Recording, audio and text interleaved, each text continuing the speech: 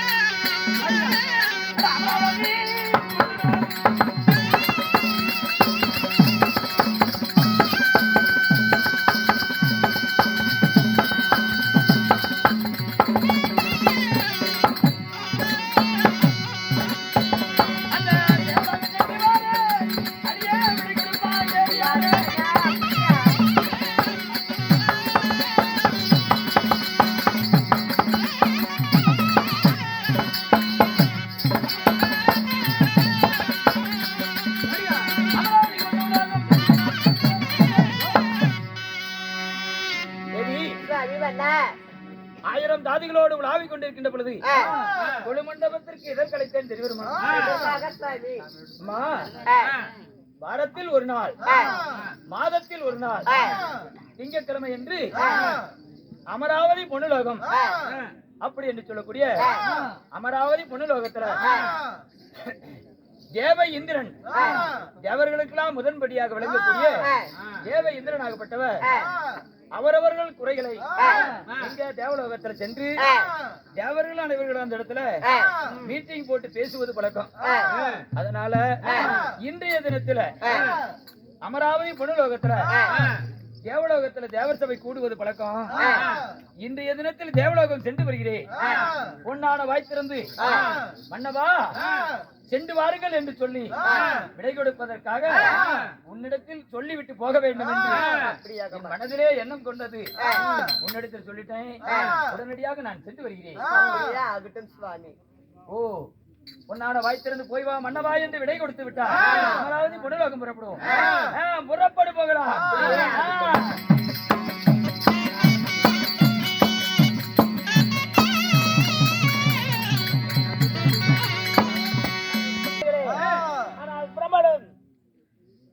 சரஸ்வதியோ தேவலோக போக அதே சமயத்தில் கைலகிரி ஆண்டு வரக்கூடிய முக்கந்தாரியாகப்பட்ட பரமக்கடவுள் வருகின்ற விதம் காண்க.